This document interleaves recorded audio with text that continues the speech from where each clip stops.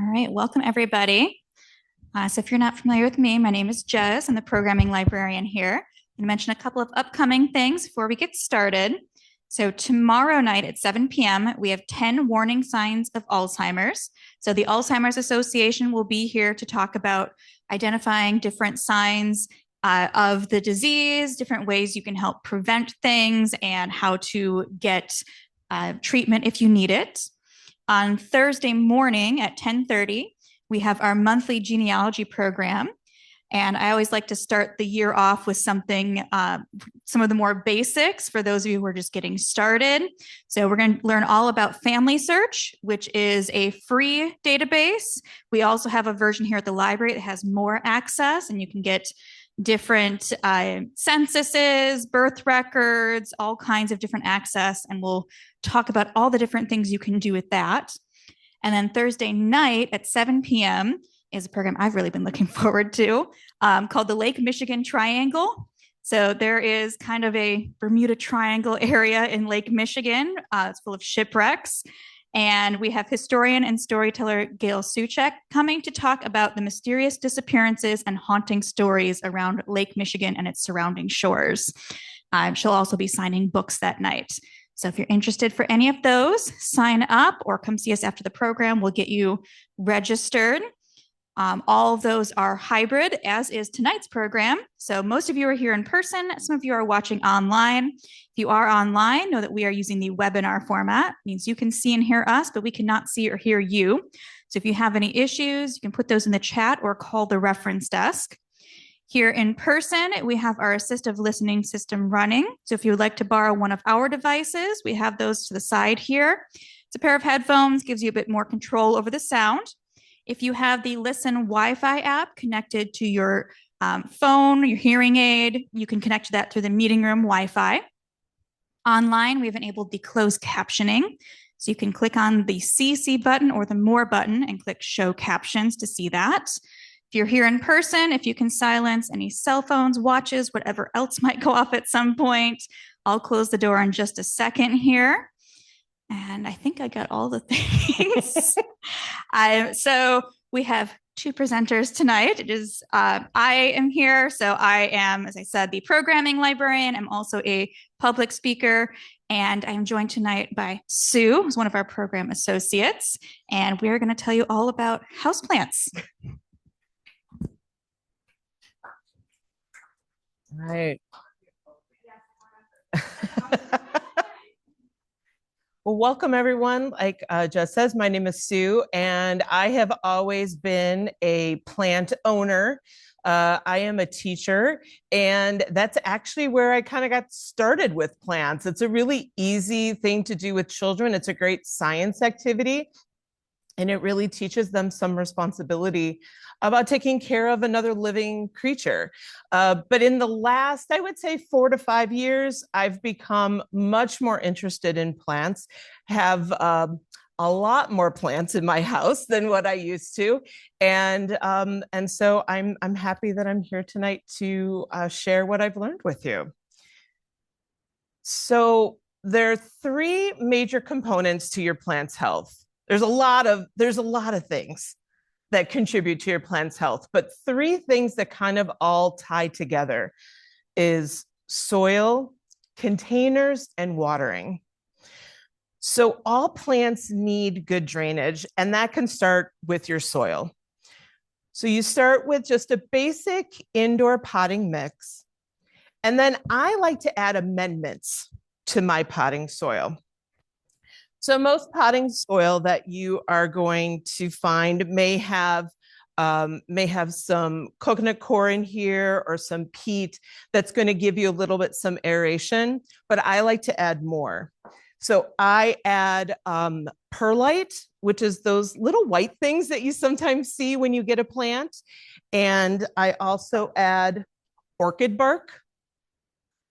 So it'll come in a bag of it's just pieces of bark. And then this is my chunky soil mix. And I just have a big container here. I start with the indoor soil mix, and then I just add everything, and I just kind of eyeball it. I eyeball it until it looks so it looks airy enough. But afterwards, you're welcome to come up here and look at any of these things. After, when adding these types of things, it provides soil aeration and more drainage. And just like your outdoor plants, they tell you to mulch your plants, mulch your trees, because the mulch holds the moisture. That's what the orchid bark is going to do. It'll hold that moisture for you and release it over time. Now, other plants like succulents, they need a chunkier soil, much chunkier. And so that's a cactus soil. So this cactus soil will stay moist for a shorter amount of time than like general houseplant soil, but it itself, it's not a dry soil. And orchids have to be potted in the orchid bark. And the reason that this is because orchids are epiphytes. And so they grow non-parasitically on other plants like trees. They don't grow in soil. So if you are growing your orchids, double check that your orchids are in a really chunky soil or the bark.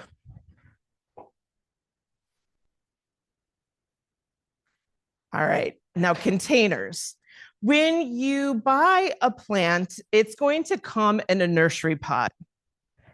Most of the time, it's going to come in a pot that you can't see through. It's going to be brown or it's going to be black like or green. And you can leave your plant in this pot. There is nothing wrong with that.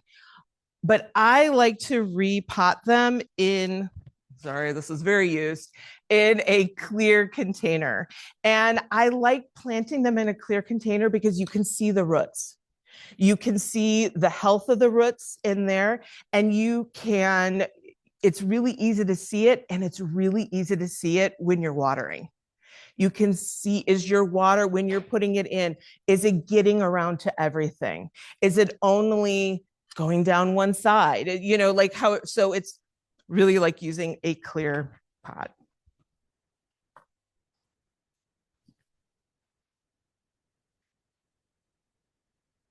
And clay pots are great too. They're very readily available. You can walk into anywhere and find any kind of clay pot. And it allows air and moisture to penetrate the sides of the pot, but it also acts as a wick and it removes moisture from the potting soil. So that can be an advantage or a disadvantage depending on your watering habits or depending on the needs of your plants. And any pot that you use should have drainage holes in it. At least one. A lot would be great. When you get nursery pots, you're going to get a whole bunch in the bottom. And then what's really nice about using a nursery pot is then when you have a really nice pot that has no drainage holes in it, all you have to do is just drop it inside. And then you can use any pot when you have one of these. Sometimes if like this is fallen all the way through, I'll take foil and I'll bunch up foil and it sits in the bottom and it gives it just a little bit of a raise so that you can still use the pot that you want, even if your nursery pot won't fit or it's, too small. So it'll raise it up a little bit.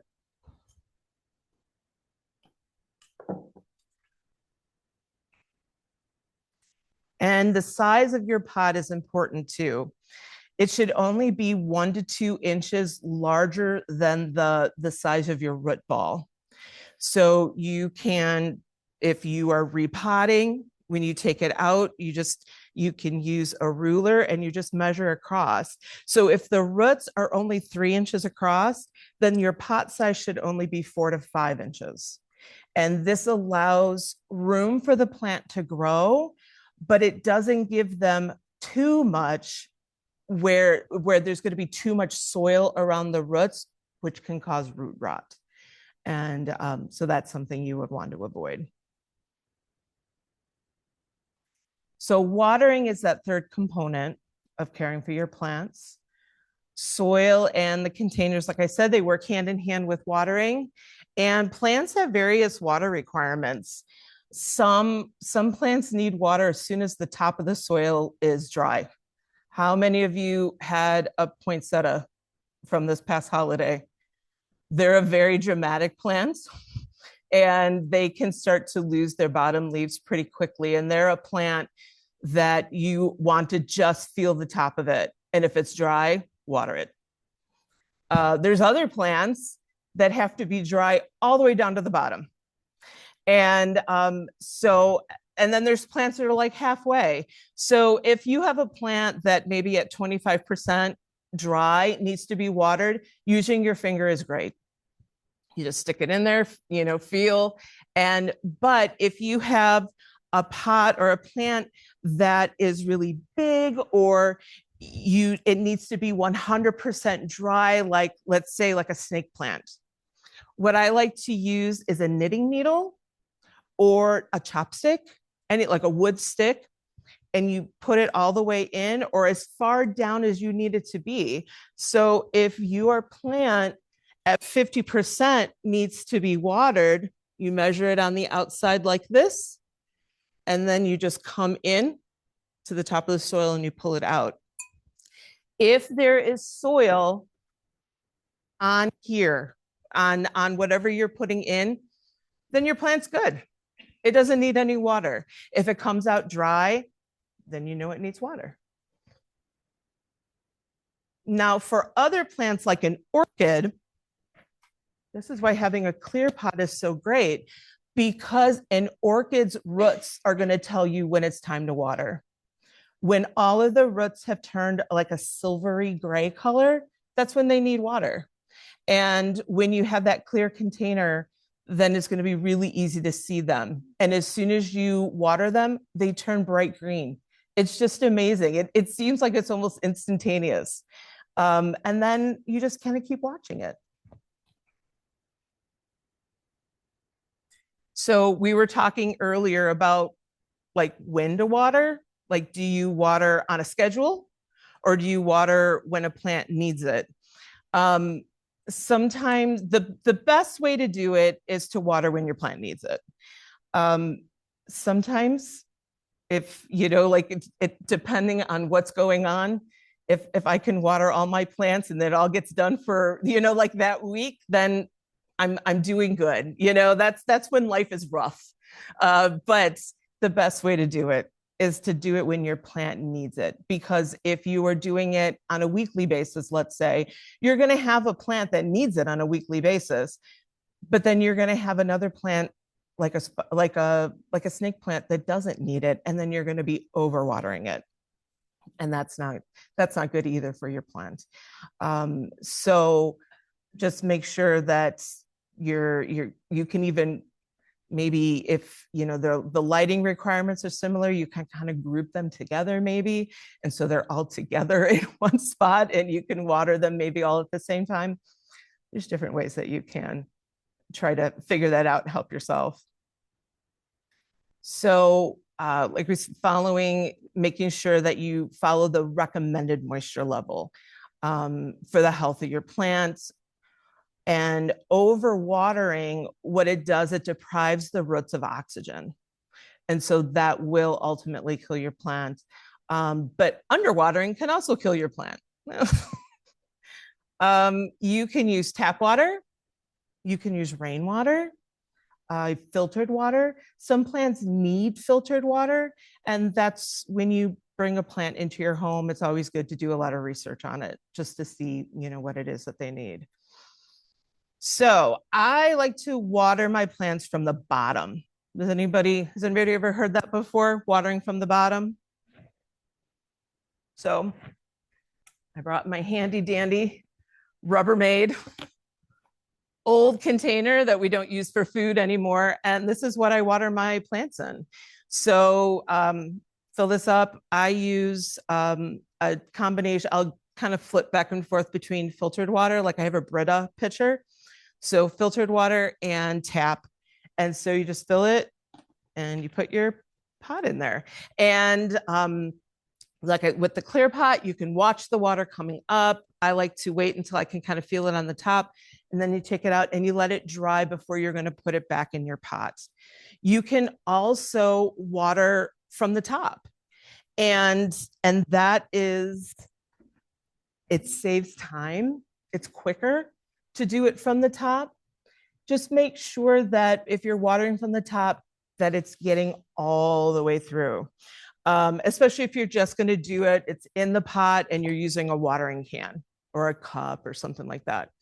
The other thing that I like to do, since I bottom water primarily, is that I will do a top water every so often, and I put it right in the sink and I just let the water run through it. What this does is it flushes out the minerals from your tap water. If you're using fertilizer, it flushes out the salts from the fertilizer as well. And that's really good. Excuse me. That's really good to do every once in a while. Now, there's also a self-watering technique, and this is using a wick. So it's watering and it's using a capillary action like a straw. So to draw water to the plant from a reservoir. So what's really nice way to use this is it prevents you from overwatering because your plant is only going to take what it needs. It's great for when you travel. You're ever worried about your plants, you can have something set up and to keep your plants watered while you're gone. And it keeps them consistently moist. And what you do is you run an absorbent string, so like cotton or paracord, through the pot's drainage hole with one end buried in the soil, and then the other is submerged in a water-filled container, and it just moves back, it sucks it up like a straw, and it lets the plant self-water. Right?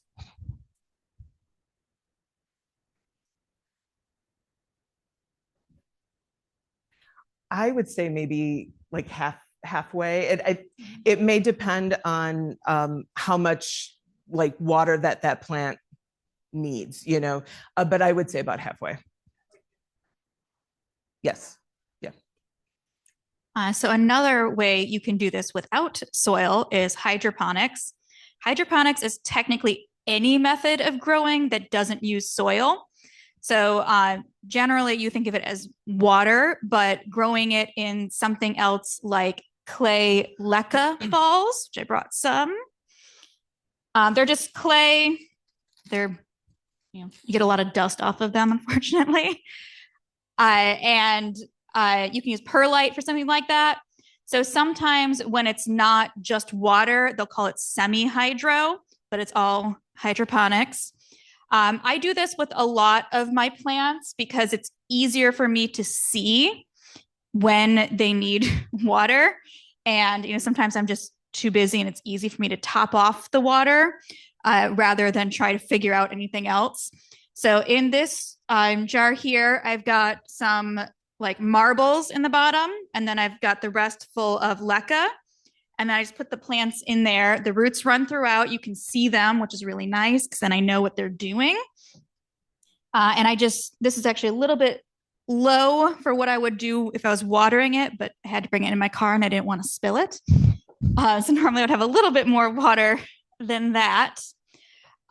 Clear ones I find the best because I can see them, but any kind of opaque container will help prevent the growth of algae. So you won't get something like root rot or some kind of soil problems, but you can get algae like you would in like your pond or your fish bowl. So it's important to swap out that water every now and again. You don't want to use any metal containers for this though, because the heavy metals can leach into the water and can really harm your plant that way. This is a great thing because it makes it less vulnerable to insects, fungus. But like I said, you've got that trade-off. It depends on what you need and what you want them to look like. It does prevent over and underwatering because you can very clearly see when it needs water. You just kind of fill it back up. Some plants do better in this than others. So for me, all of my favorite plants are the larger the leaf and the weirder it looks, the more I want it. So a lot of things like calatheas, alocasias, that's what I like. So I'll usually use those here. I've got a pothos with me today. These are really good for plants that require bright indirect light. So if it's something that doesn't need a lot of light, it's not going to do as well, but this allows the light to kind of reach all of the plant. There's lots of different containers you can do here. I like to just go to Goodwill and like old milk bottles is my favorite, but you can get lots of different cool looking glass containers. To transfer it, you can do it from soil into water. You just need to remove the plant from the soil and its container and remove as much of the soil as possible. So just like gently massage the roots so that they're not all bunched together and get any of the large chunks of soil off. You want to be very careful not to break any of the roots though, and then just run them under a little bit of water to remove all the soil. Some sources will say not to use filtered water. I exclusively use filtered water because I have very hard water in my neighborhood. So I've never had a problem with it, but some people definitely prefer to use rainwater or distilled water instead. The main thing is just to change it out every couple of weeks so you're not getting that algae buildup. You use the pebbles, marbles, leca to support the stem and help it stand upright. It'll grow a lot more confidently if it can grow upright rather than if it's like falling over in the tray. So that's why I use both. I use the pebbles on the bottom, mostly because they're pretty. And then the leca is these clay balls. There's more space between them. So the roots can kind of move down and they'll anchor themselves in there really nicely. The main thing is keep the leaves out of the water. If the leaves themselves are in the water, they will rot and just kind of turn to sludge, and it's really gross. So you want to keep it where the roots are in the water, but the leaves are not. You can use plant food with this. You just want to mix it in, just a little bit into whatever you would be normally watering it with. Plants also need plenty of light, and you'll see on the care tags whenever you get a plant that it'll have different light requirements. So low light is generally a north window or a corner kind of further away from the window. These plants just grow pretty slowly. They don't use a ton of water. So you need to be very careful that you don't overwater them. So if you're doing something on a schedule, like we talked about, kind of keep an eye on it, make sure it's drying out. Because if you just keep watering it when you water everything else, it's probably still wet and you might get some root rot from that. Medium and bright indirect, it's kind of the most common. This is an east-facing window or near a west-facing window, but not in the direct sight line of it. So just to the side, a little bit out of the way, and those do well. Bright or highlight is like right in the window. That's usually a south or southwest facing window. And these plants get warmer because they're getting a lot more sun. So they tend to dry out faster. So you need to keep an eye on those. It's really important to choose the plants that match the light in spaces you already have, because that's a lot easier than trying to change your lighting to match your plants. It's also important to keep track of what space you do have so that you don't buy a ton of plants that all need the same thing and then you don't have enough space in that window. I have done this a few times. Low light is roughly described as bright enough to read a newspaper by. So the low lights are mostly grown for their foliage, not their flowers. So you'll get those leaves rather than any kind of flowers, I should say. Flowering plants usually require a lot higher light. So they tend to be more in the bright area. If you have just a ton of light, but you need more of that indirect light, you can diffuse the light a little bit with some sheer curtains. My windows are all west facing. As the sun starts to go down, that my main room just like cooks. So I've got those sheer curtains to block some of it. So I don't get a sunburn in my own house. And also so that my plants aren't completely overwhelmed all at once. So if you're not able to move them to a less sunny area, you can put that to give them a little bit more protection. Plants can sunburn just like people. So if you see like little spots on it, or I mean, they could literally burn, make sure you move it further away from the window to a less sunny area so that you're protecting the skin of the plants so that they're not getting harmed. Medium or low light plants can do well with regular indoor lighting, but they do best when they can get some sunlight as well, even if it's only a little bit per day, because they rely on a wider spectrum of light than most bulbs provide. So, there's different kinds of lighting in the overall spectrum. We're not getting that through everything, through like our lights here. You can get grow lights, so artificial lighting. And they can be really good, especially in winter, not just to give more light, but longer light duration. Some plants really rely on a certain number of hours per day.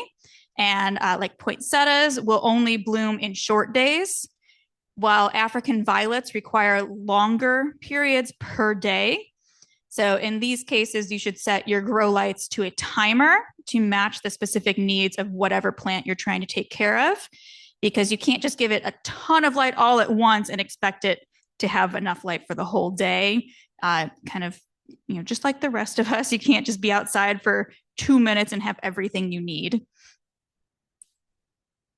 Humidity is also a thing, so is temperature. Some plants need water in the atmosphere rather than just in the soil. And different plants require different amounts of humidity, mostly based on where they come from. So more tropical plants tend to need more humidity. Thinner leaves in general need more humidity. Thick, waxy leaves can withstand dry air. So there's lots of different ways you can do this.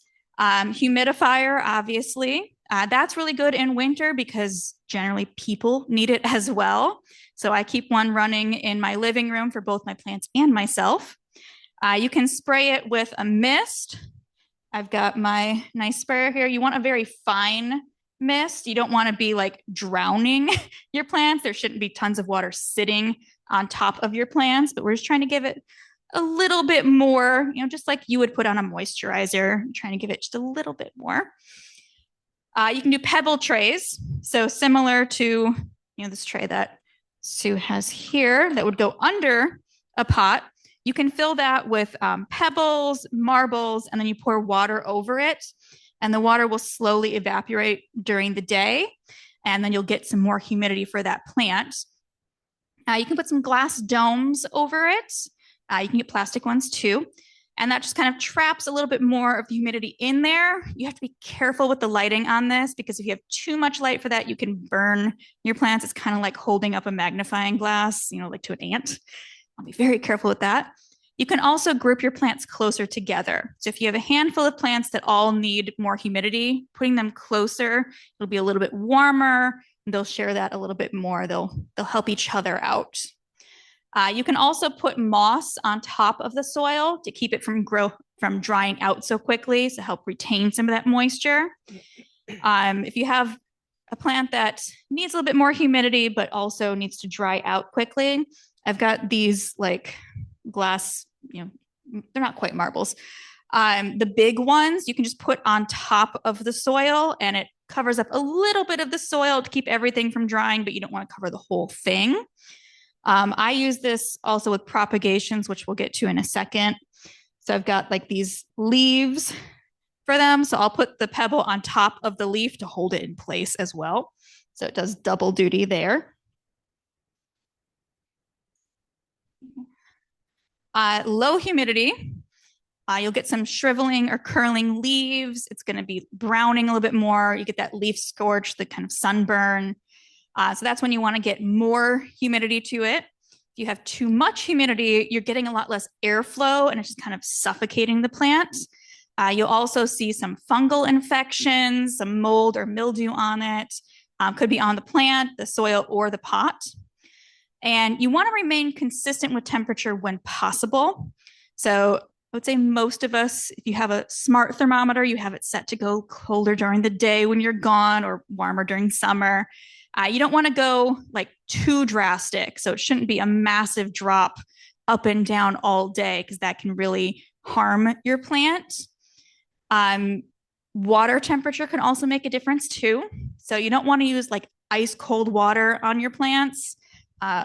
Orchids have their own thing going on, but you don't want to put it in shock either. Just like if you were to step into a super cold shower, like we don't like that as much either. So you want to try to keep it at a similar temperature throughout the day. It's going to change day to day, just like the weather, but we don't want to make it too cold or too hot and switch back between them. And for that same reason, you want to avoid putting your plants too close to any air vents so that they're not getting a ton of AC on them or heat on them that's changing considerably throughout the day. When your plant has grown a little bit, we also want to repot it. So you can repot your plant if the roots are starting to grow out through those drainage holes in the bottom, or if you see them just like starting to circle around the bottom of the plant. They'll just, they run out of room to go lower, so they just start making some loops. The new pot should be about 1 to 2 inches larger. Too large of a pot can lead to some watering and soil issues because if you're watering it, it's not all going to the plant, it's just sitting there. And regardless of how much your plant has grown, this should be done every 2 to 3 years because you want to get some new soil in there, get some nutrients to your plant, regardless of the size of the pot. When you go to repot it, you're going to take it out and you can kind of tease out those roots again very gently. We don't want to rip any of them. And we're going to put it into the new pot. You're going to have a little bit of soil in there. In the bottom of my pots, I tend to put some pebbles or leca just for additional drainage. And I'll put it in there, and then you'll fill in the sides with more soil, unless you're doing hydro, in which case you just go to a larger jar or pot. The plant's going to need some time to adjust.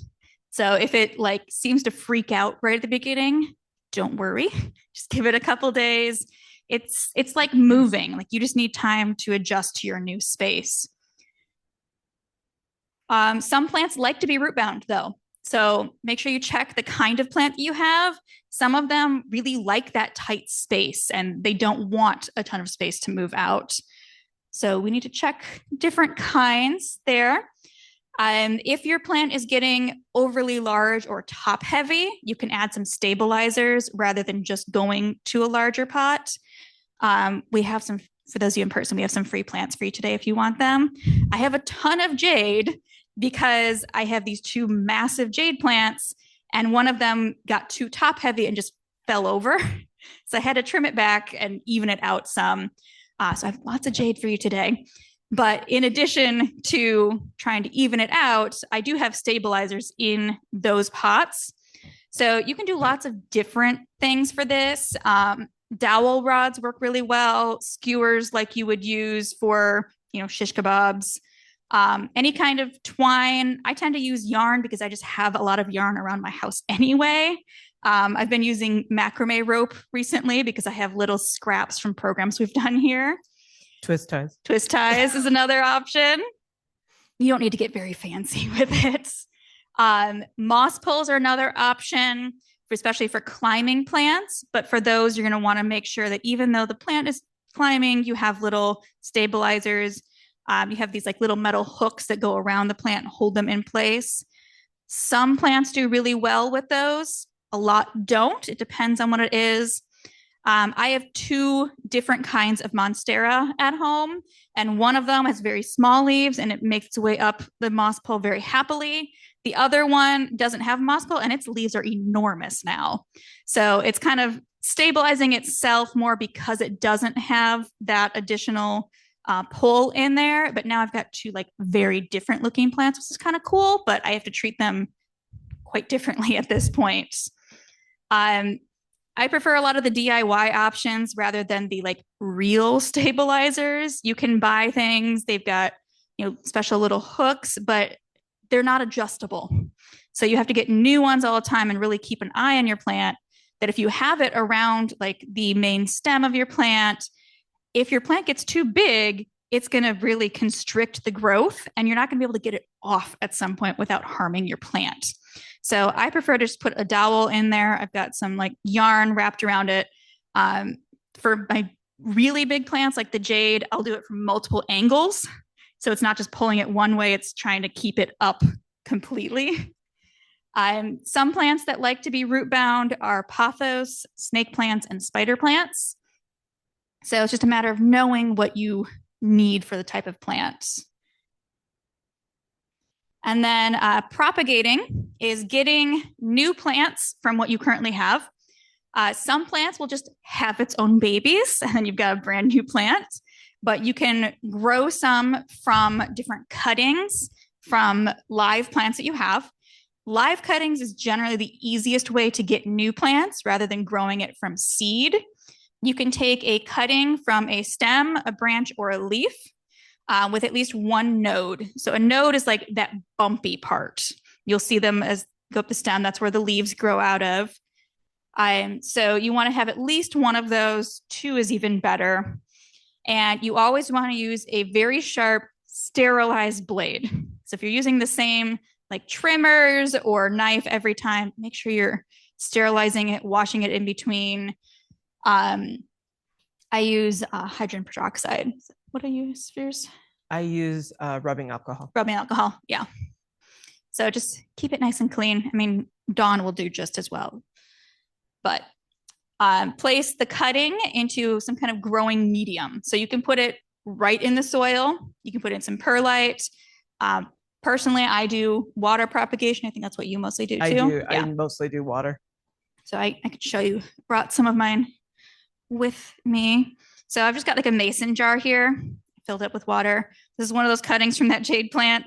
This one's got a nice thick stem on it. I just stuck it in the water and it grew lots of roots. I have these nice small glass ones, which are good as well. But you can also put it right in the soil. Some plants, you can just use a leaf. You don't need a full stem.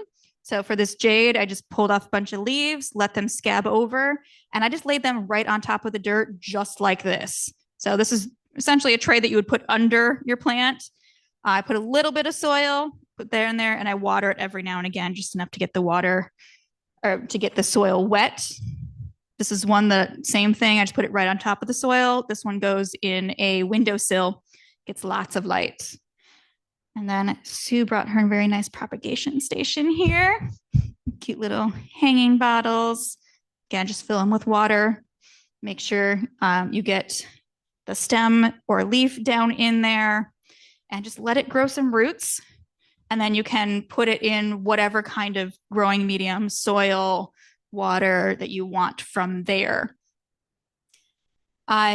Rooting powder can help speed the growth. So usually when I cut something off, I'll stick it in the water, I'll stick it in the rooting powder to make it stick, and I'll put it right back in the water. And I've got that right here. So I've had this same bottle for a couple years now. Like, you need very little. It goes a long way. Make sure you change out the water regularly, because again, we don't want to get that algae. We want to keep it growing, keep it nice. You want that bright indirect light. If you're using soil, you want to keep the soil nice and moist, even if later on the plant doesn't like tons of moisture. When it's growing at this very beginning stage, you want to keep it moist. High humidity is really good. Once it's got some good roots on it, go ahead and transfer it into a small pot, but make sure you're not doing too big of a pot like we talked about. Be patient. If a cutting is not dead, just leave it alone for a little while. Like, sometimes they just need time to start because you've cut off a limb essentially and it needs to grow from there. Certain props will take a long time. Some will grow very quickly. It depends on the plant. Division is another way to get propagations. So clump forming plants like hens and chicks, you can just gently pull them apart or cut them apart and it will create two separate plants. And then there's what we call daughter plants. Some plants will just have babies on their own. I've got a couple of aloe here tonight that I just pulled out of the pot because it had like a couple of little kids around it. Just does it all on its own. You don't really need to do anything about it. Just transfer them into their own little pots.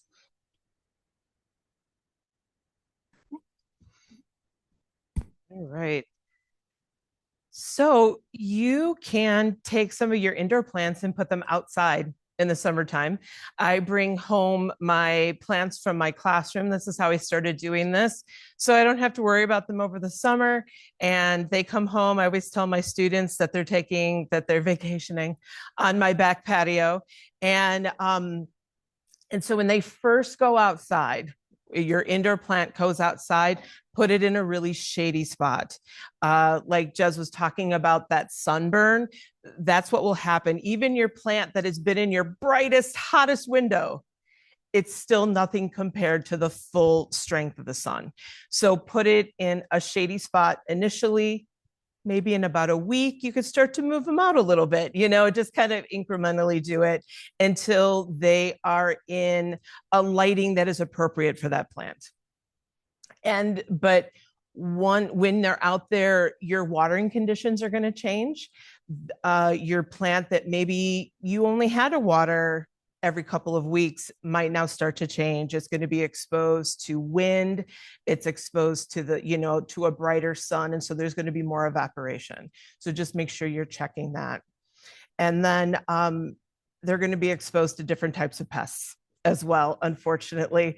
And I have grown like little maple trees in my indoor plants because a seed pod gets into it or something like that. So just be aware of that. In my experience, I have put succulents outside, spider plant, Dieffenbachia, amaryllis, and holiday cactus. I regrow my amaryllis every year. That's something you can do. They can go out once it's safe for them to go outside. They can go outside. They can be there until it starts to get little chilly where you're kind of in the evening, and then you come in and then you put them away in a dark, cool spot. And then now that's their kind of hibernation time. And they are now kind of storing up all of their energy so that they can grow again for you whenever you bring them out. I use them as part of a measurement lesson in my classroom. So my amaryllis are still in my crawl space and they won't come out for a couple of weeks. And they grow really well. I never have any problems with them. So you can play around with those types of plants. It doesn't have to be at the holiday times is the only time that you have them out in your house. And I put holiday cactus outside as well. I've also brought summer annuals like geraniums indoors. Sometimes you've got a really pretty geranium and you just can't bear the thought that plant is going to go. That's one of the reasons probably why I propagate so much. I can't stand the fact that I got to cut a plant off. So you can bring geraniums indoors. I have had the same geranium for about 10 years and it will bloom. It will bloom for me during the year. And then it goes right back outside. I bring my hibiscus in every year.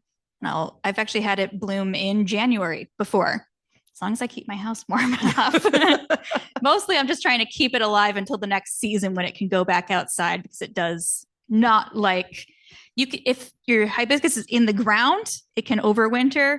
I have a patio or I have a balcony. So everything's in containers. So I have to bring mine inside because they will not do well in the winter otherwise. And as much as I keep buying more of them every spring, I want to keep the ones I currently have. Geraniums are so easy. They're such a hardy plant, and they come in so many different colors. It's an easy one to bring in and out and still have it bloom, because I have brought in outdoor plants like a summer annual and they really need the heat, and there's just not enough heat, not enough light, and so they live until summer when they thrive. When you are moving your plants indoors or outdoors, you're going to experience a short time of adjustment. You might see some drooping or leaves dropping. You can just prune your plant, treat any of the pests that are on them, and just give them time. Give them time to recover. And again, just watch the watering. Some pet-friendly plants. Boston fern needs a partial sun. African violet, so many colorful flowers. I don't know this one. Pilea, pepper. Money plant. Partial sun. Banana plant. That's a large, tall plant. Just be prepared. Echeveria, it's a succulent. Beginner plant. Spider plant, beginner plant, very hardy. Haworthia, it's another succulent. Polka dot plant, really pretty, super cute, extremely dramatic. Extremely dramatic. That's another plant that as soon as the top is dry, water it. The money tree, very popular plant. Parlor palm, areca palm, those need bright lights and warmer temps. Tools that I use most often, a fine tip clipper, a potting mat.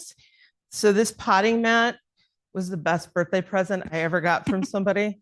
And so I can repot all my plants inside. It's so great. And it's just like plastic inside. You just dump the dirt out and wipe it if you want to. And it folds up to about this big.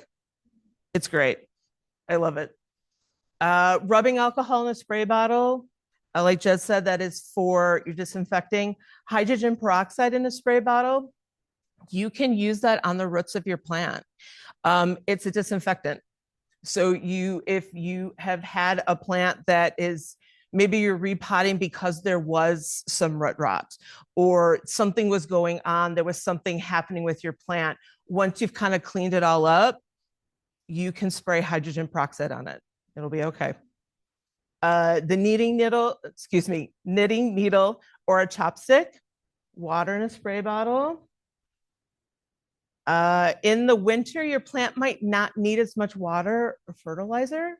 Spring and summer are the best times to repot. And these seasons you're going to see more growth from your plants. And so the need will also grow for water and fertilizer. Oh, common pests. Yes, go ahead. So on the previous one, she had something about dusting plants as well. So I've got a leaf shine that I like to use because again, I like really big leaves, and I like a rubber plant, the jade, the nice waxy things. So this helps clean off all the dust that gathers on it and just kind of, it's like a little bit of a moisturizer too. So that's something I like to use on mine. And then probably the best tool I have is this cup because you can scoop it and like get in smaller spaces. I've got this little, I don't even know what to call this. It's like a little scoop that helps fill in when I'm repotting. And then I have my repotting mat here too. So this is about what it folds down to. I could probably even get it smaller than this. And the corners bunch. And if you undo it, it makes a nice like a funnel. Nice funnel to pour the dirt into the trash or into a pot. Mm-hmm. Pests. Some common pests that you might see in your indoor plants. The first one are called thrips. They're very hard to see. They're very small. Look on the underside of the leaf for them. Spider mites. You're going to see your leaves are drooping. You'll see webbing on your plant. And if you can, microscopic spiders. Spider mites, unfortunately, are contagious. So if you're going to treat one plant, you probably should treat the other ones around it and then isolate them away from your other plants. Mealybugs. Mealybugs will look like white pieces of cotton. They'll leave a sticky residue on your leaves. Now, a scale or a scale bug, they look like a barnacle. And so the young ones move a lot, but the older ones just stay in place.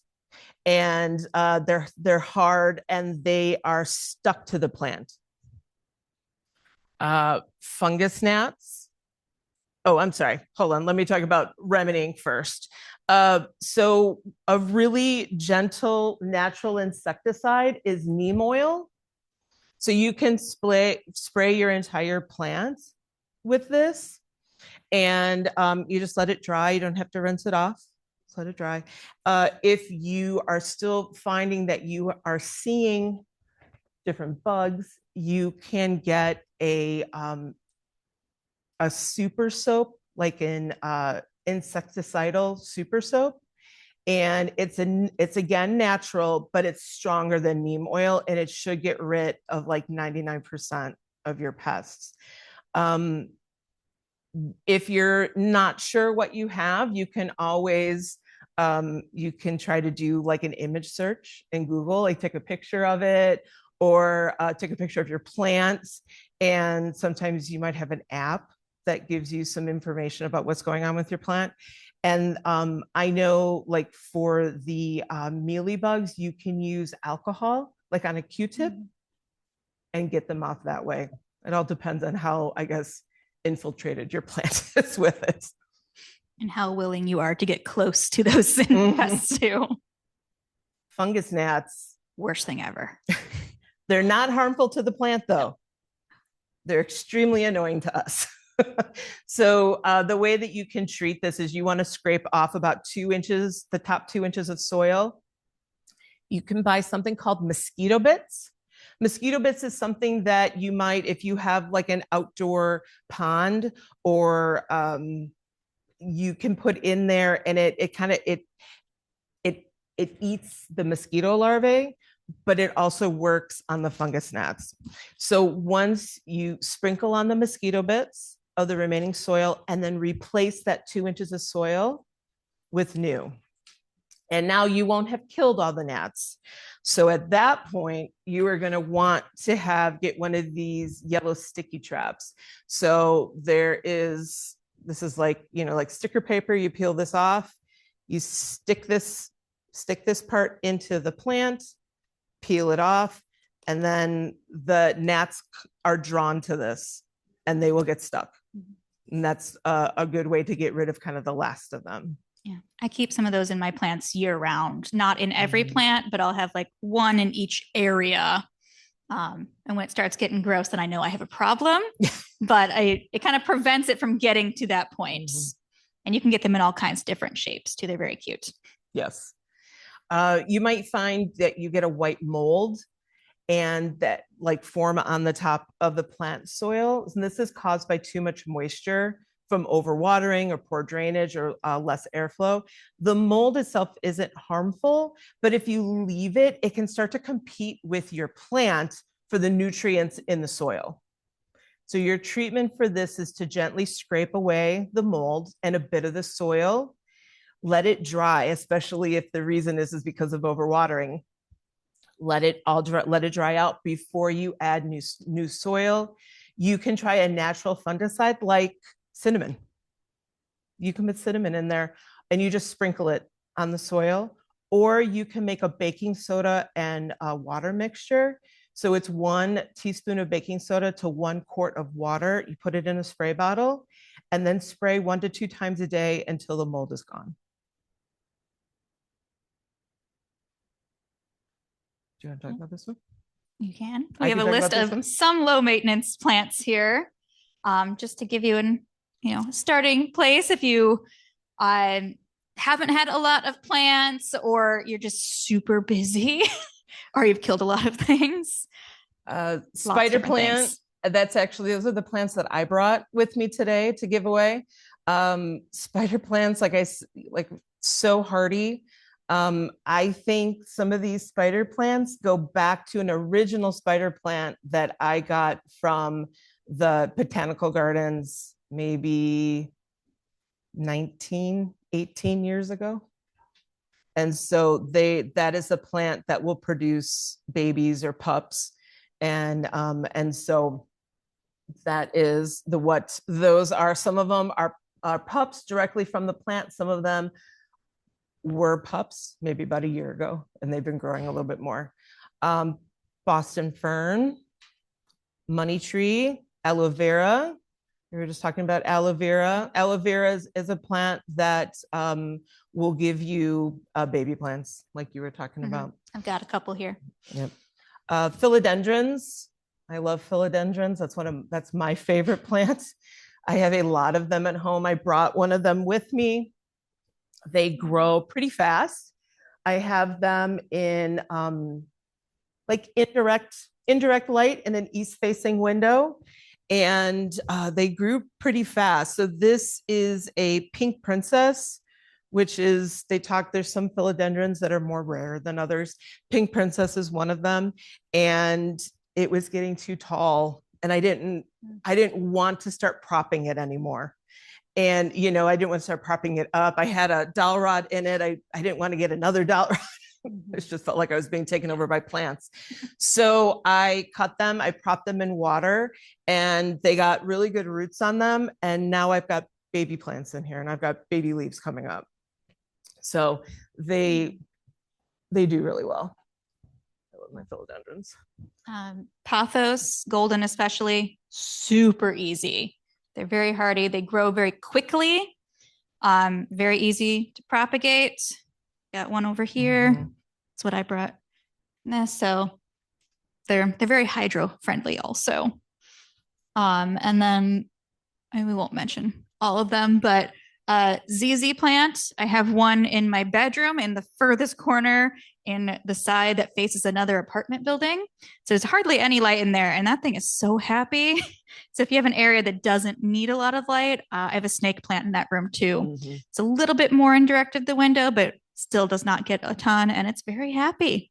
Snake plant comes in a lot of different sizes too. Yeah. Yes. It's not just the really tall, like maybe the kind of typical ones that they call like mother-in-law's tongue. I have a very small snake plant, and it actually produced a flower for me. So I mean, they come in a lot of different sizes. Yeah. And that's another one that will have daughter plants too, if you want to just separate what's currently there. I have a string of pearls at home. I love any string of pearls. They're a really nice hanging plant. I don't have mine hanging. I don't know. Do you have strings? I do. I have a string of pearls in my kitchen. I have a string of turtles in my living room. I've had dolphins before. They're kind of fun, and they're pretty easy.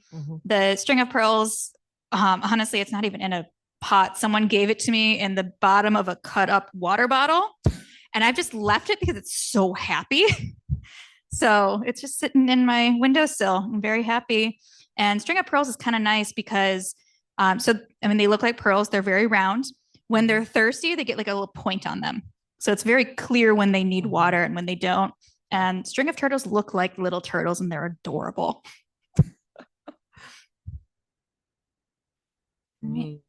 Buying plants. So where to get them?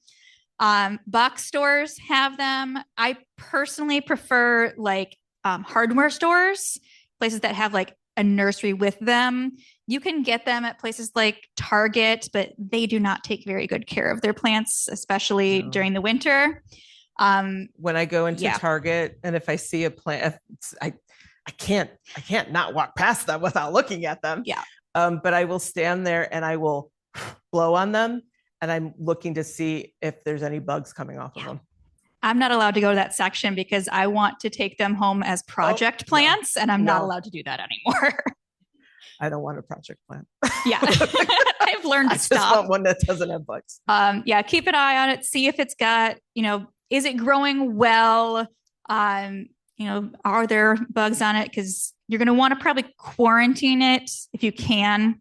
I don't really have a good space to quarantine things in my house. Sometimes I'll put it in the tub for a couple of days, just if I'm like really worried about it, because you don't want to put it too close to your other plants and then you infect all of them.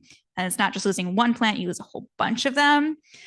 Nurseries are a great place to do it. You might have to drive a little bit, but we actually have a few in our area that are really nice. You can buy plants online, but you're taking a risk there because you haven't seen it in person.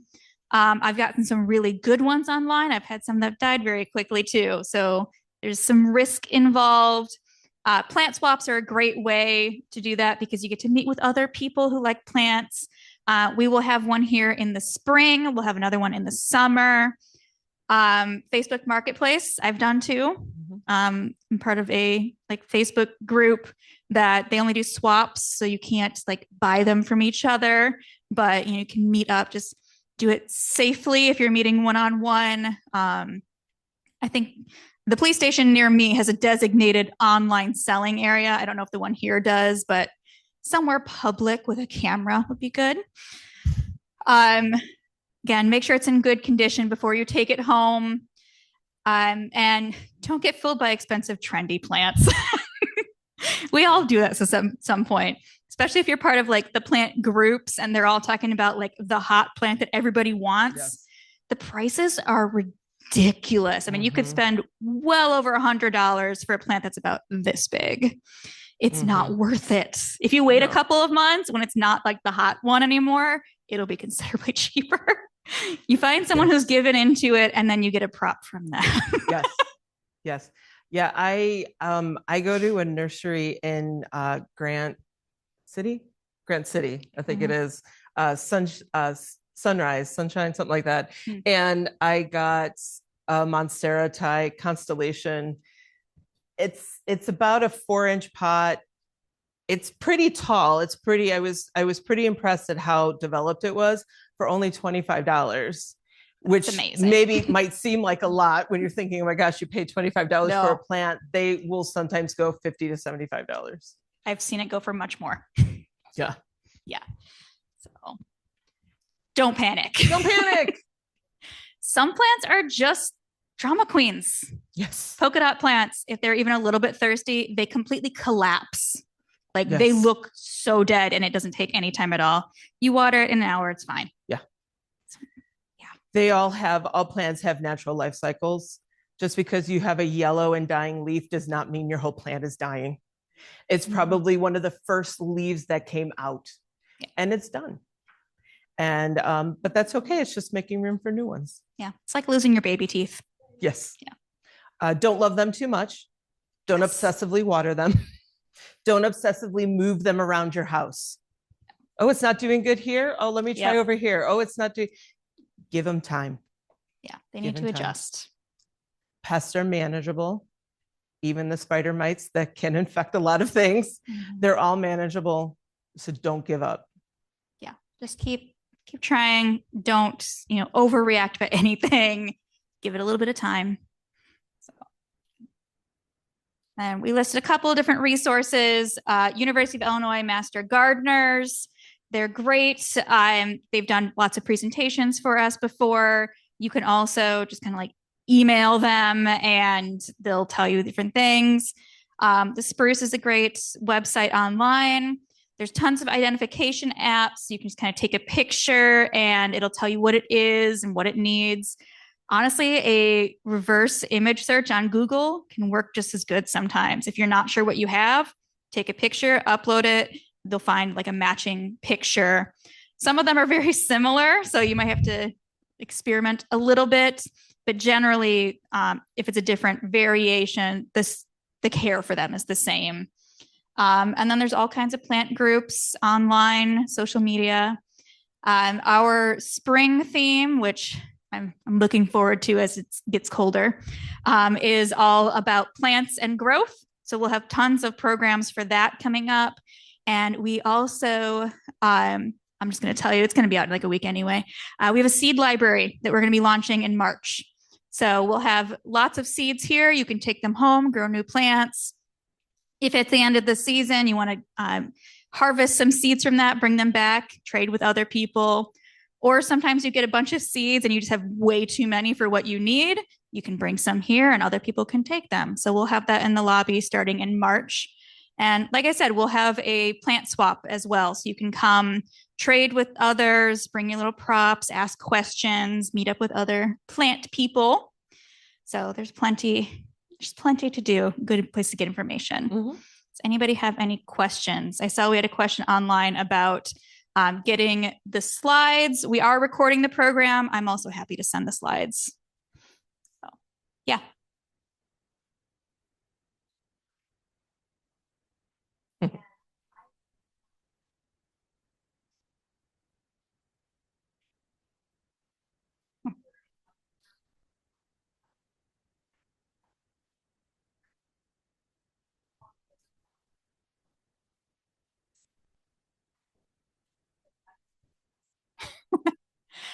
So the question about the fiddle leaf fig, which it's a very millennial plant, very popular for a long time there. Do you have one? One of my classrooms at the school had one, and they left for the summertime and didn't ask anybody to water their plant. And so I rescued it a little bit. A lot of leaves fell off. It didn't die completely, but that's pretty much all I did with it. Yeah, I can tell you we do have lots of books upstairs. One of my favorites is How to Houseplant, and I'm pretty sure we own it. And you can actually flip through, and it's got a different page for each like major plant. That book I own, so I can tell you that it is in there. And we're also happy to look up some stuff for you too. But without seeing it, knowing what the issue is, we could not tell you what the problem is. Yeah. There's plants that have like a specific lifespan, like even no matter how well you take care of them, everything, they have die. Yeah. So the question is about do some plants just have a certain lifespan? Do they just kind of get old and die at some point? Absolutely. Yeah. Sometimes it really doesn't matter what you do.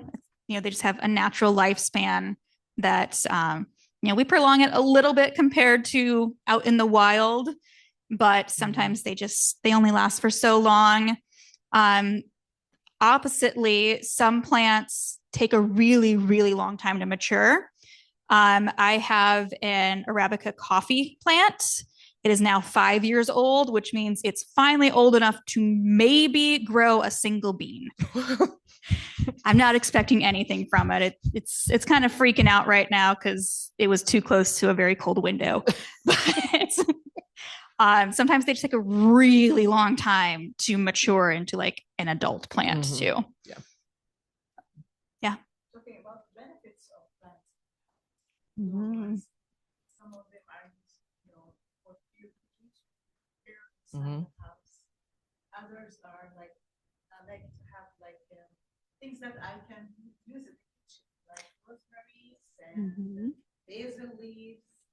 They're nice, they're green and beautiful, and they smell good. Yes. So it's really nice to have these plants indoors. But I don't think they need so much care. Yes. Water them. Yeah, so it's benefits of houseplants. A lot of them are air purifying, so they can really help clear the air for you. Generally, if you have those plants in a bedroom, you sleep better as well. Fragrances, so if you've got like some lavender, it's a lot more calming. You can grow herbs, use them in your food, but it's kind of a symbiotic thing. Like you have to take care of them to get the benefits from it. I'm going to walk with the mic and that's fine. make it easier. There was a question over here. Yeah. No, there's just a plant on the table that you didn't talk about. Oh, which plant did we not talk about? Tell me where it is. Yeah. What is it, Sue? This is called a zigzag plant. I'm sure there's a much more scientific name. This was a cutting that I got from a coworker, and it came to me with no roots on it. And this is the bottle it came in. It's probably been in here for 3 months, 2 months, something like that. It's ready. The amount of roots that are on here, it's ready. It's ready to go into some dirt. But all I have is this. It's so I don't know. It's kind of tall and thin. I got to figure out what kind of a pot I'm going to put it in. I've got a lipstick plant like that I got as a cutting, and like it's ready to go, but it's one stalk. It looks really cool. It's got some interesting leaves, but I haven't decided what to do with it yet.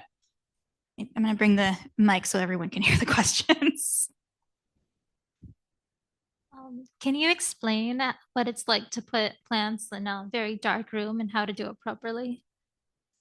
I'm sorry. So what was it again? Putting plants into a really dark room? Yeah.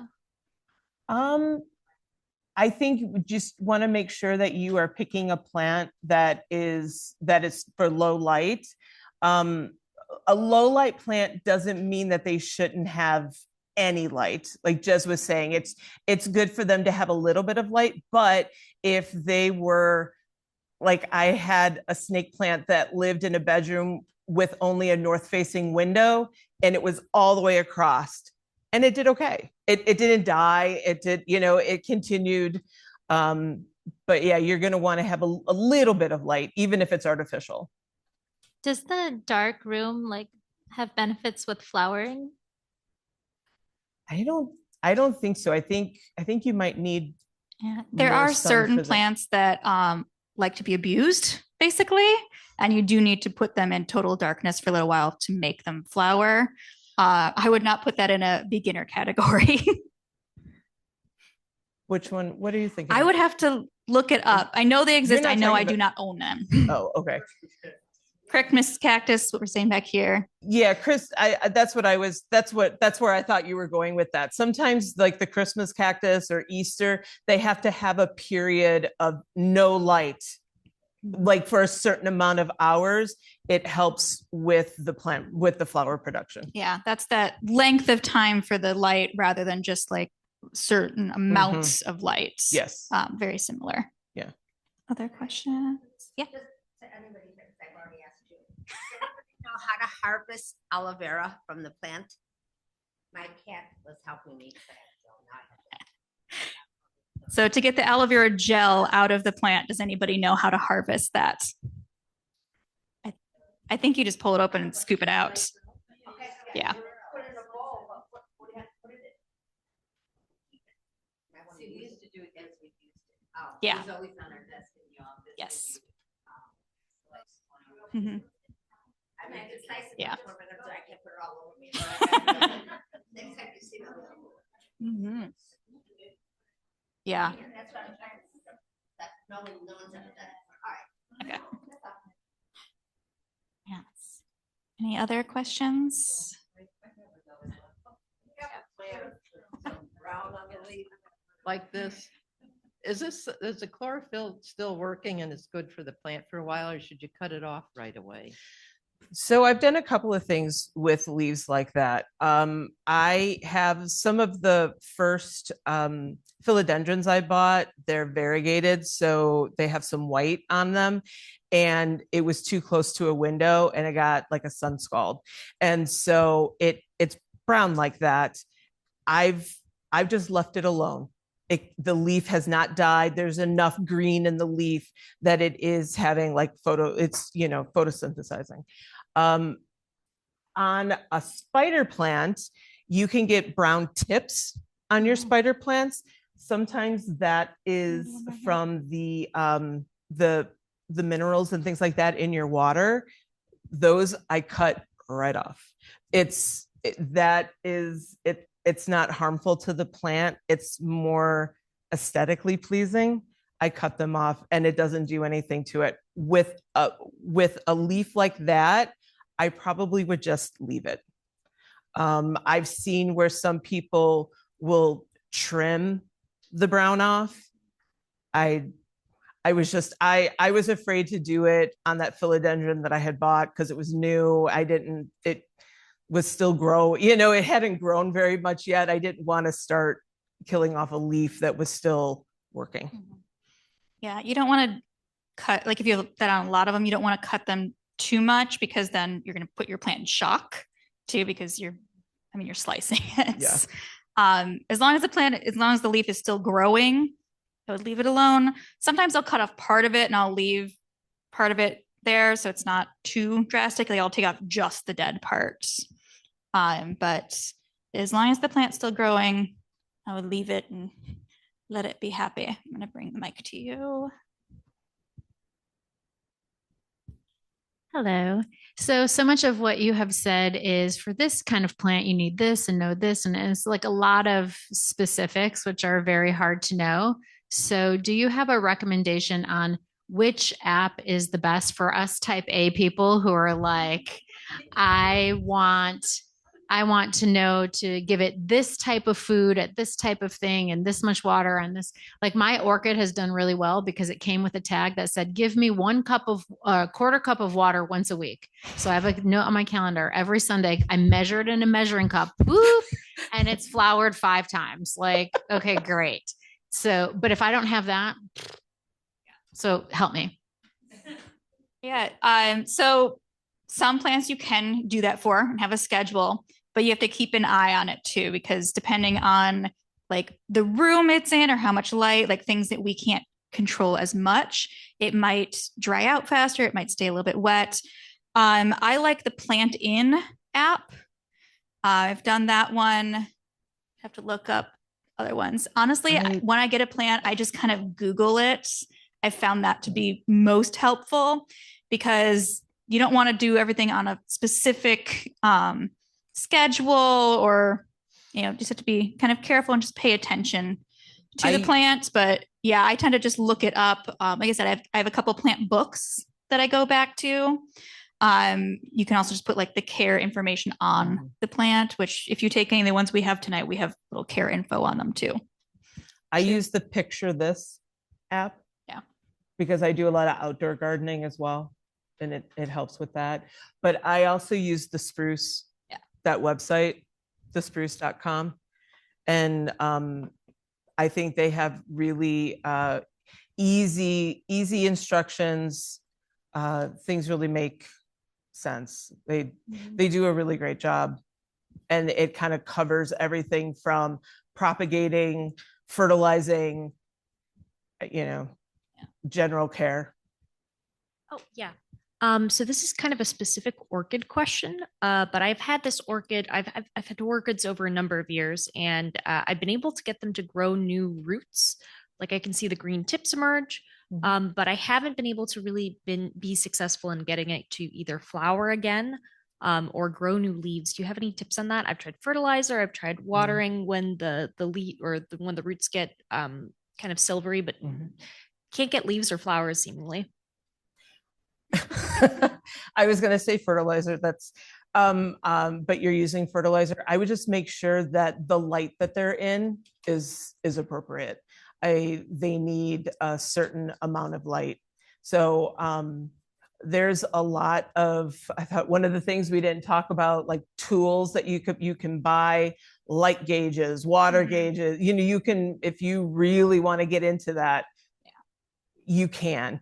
But maybe double check the light, and then it might need maybe a little bit of artificial light if like a plant, like a grow light. Grow light, yeah. We have one online. Somebody online is wondering about the winter season. I have several outdoor plants that I have brought in from the cold, but most of them are wilting and seem to want to hibernate. How do I tell if they're getting too much or too little water, or if they are just hibernating and want to be left alone? Is there a proper way to help plants survive the winter months? I know in the winter that they get watered less. And I think the biggest thing is, whatever type of system you're using to gauge if your plant needs water, is to just make sure that you are doing that according to whatever that specific plant is, that outdoor plant. My plants that I've brought inside, I will go through periods where I will get new leaves, but not new flowers. And to me, that's just the cycle of the plant, especially in winter. So I would, into your question about how do you know if they need, how much water that they're getting, your plant's going to tell you. So I would make sure that you're double checking that. Anything else? Any other questions? No? You good? All right. Well, thank you everyone for coming. We really appreciate it. And please feel free to come on up here and grab a plant, check out our things, and we're happy that you came.